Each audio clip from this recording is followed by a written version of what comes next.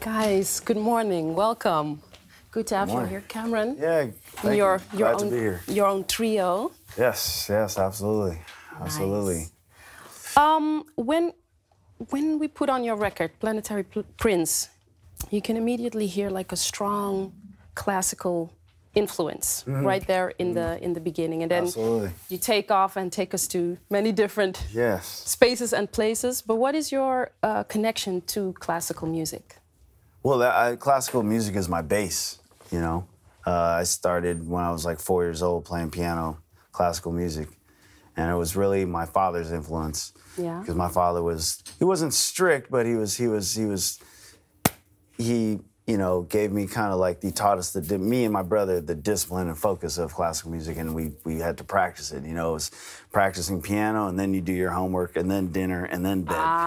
In that order. In that order. Wow. So where did you grow up? I grew up in Los Angeles. I'm born and raised Los Angeles, and specifically in the Valley, Van Nuys. Yeah, which is like, if you're a Los Angeles person, you kind of really know what that is, like between the Valley and downtown, you know. Right. So your dad played an important role in well, maybe the strong influence that we can still hear very much in your music today. Talking about LA, absolutely. You are one of the co-founders of the West Coast Get Down. West Coast Get Down. I like the word so much.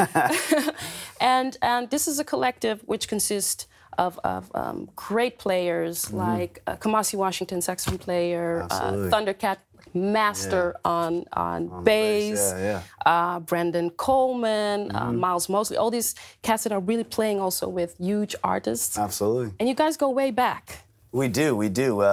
You know, with Miles Mosley and Kamasi, I went to school with them, Hamilton High School in Culver City. And then with Ronald Bruner and Stephen Bruner, there was a multi-school jazz band that took place at Locke High School in Watts. And we all met up to be in this multi-school jazz band, you know, and that's how we all kind of met. Yeah. Terrace Martin and Ryan Porter and everybody. In the days where you still had baggy outfits. Yeah, well, we were still doing baggies. Yeah. What does it mean to be part of such a collective? What makes it so unique? And yeah, paint a picture. What does it mean? Well, you know, I mean, it started out as the Young Jazz Giants, just kind of the four of us, me, Kamasi, Stephen, and Ronald. And then eventually it grew. Ryan Porter got in there. And then there's Miles. Miles Mosley had a different band with Tony Austin and like Zayn Musa and all these guys. And basically we kind of like converged those two bands and came with this one huge, big collective. And it really, you know, the collective didn't really become like a thing until we had this residency in Hollywood for about 7 years at the Piano Bar. And then that kind of became our home base. It blew up. It's packed out every night, and that's when we started calling it this collective, like West Coast Get Down. And I mean, you know, it's a cool thing because we keep each other working.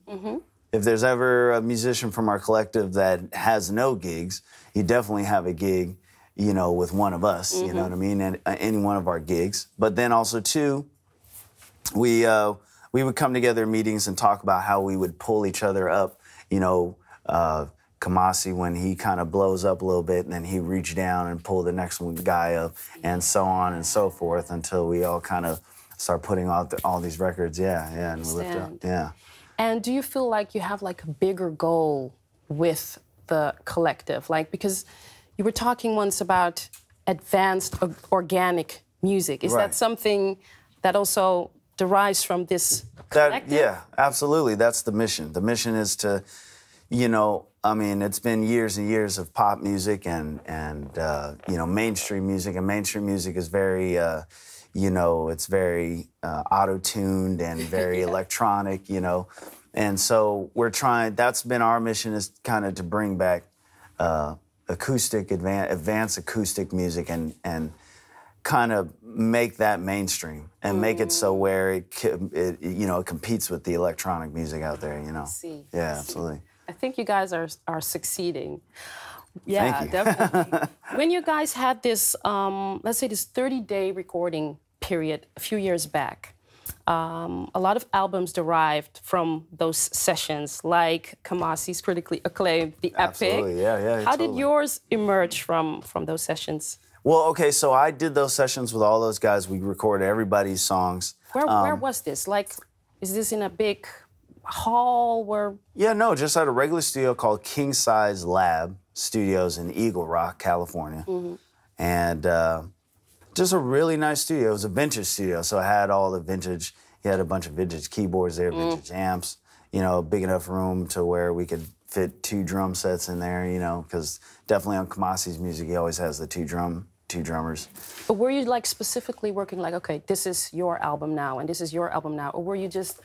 Well, that was Miles Mosley. Miles Mosley is one of his biggest talents is to be extra organized. He's way better than that than most of us in the collective. And so he organized it, like in terms of a 3-hour block. You know, you'd have 3 hours to do as many songs as you wanted with the whole band. And then after that, we move on to the next guy. Yeah. And then he would have 3 hours. And then after that, the next guy. Yeah. And so, you know, after, you know, we were able to record a lot of music like that. Wow. Everybody's records, you know. Yeah, including yours. Yeah, absolutely. Something that I want to know quickly, like almost like as if you were a jukebox, because you pull your musical influences from so many different sources.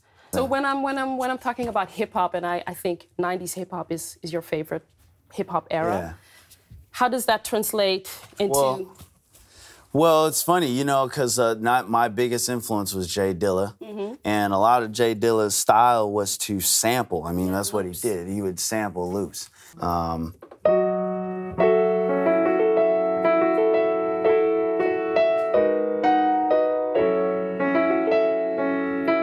Just kind of, and you play it as if it's a loop. Yeah. You put that little thing in it so it sounds like it was chopped and then cut up, and then you get the chop. Yeah, absolutely. I play the chop. Wow. Yeah. And then then when you put that with the drums and the bass, obviously he would have more of a Moog sound, and then the drums would come in with the famous Jay Dilla kind of drum beat. And then it sounds like as if that was like a part that was chopped and put into the MPC, you know? Yeah. That's, you know. Okay, that's and very quickly, metal. And metal, well, a lot of the metal has a lot to do with like down here, because I actually play guitar, and I play a metal guitar, and I play in like Wicked Wisdom. I did that whole Wicked Wisdom thing with Jada Pinkett. And so because of that, I know like the influence of the lower registers, and so that's how I come up with the darkness also. Yeah, then I come up with, you know, like those kind of tones. So it's like it's like the gent, just like down here, you know, down here. So we could do this an whole hour, man. Okay, my final question: because you love all of this music, it happens that you love the work of Stevie Wonder, and you love the work of Chopin. Absolutely. And to you, those two have something to do with one another. There's something that they have in common that touches you. What is it? Well, absolutely. It's the fact that they just write songs that are just so memorable. You can sing every one of Chopin's melodies. You can sing every one of Stevie Wonder's songs, his melodies too, you know.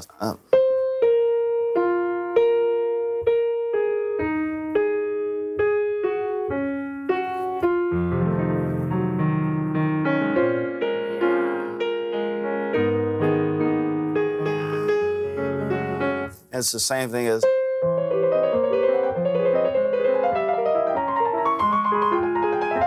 know what I mean? So it has a similar type of like.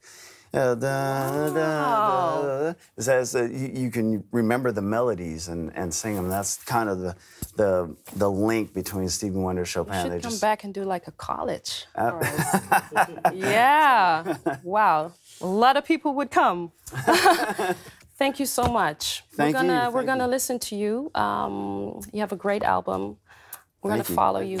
And good luck with pushing the organic, advanced music. Yeah, you're welcome. Thank you.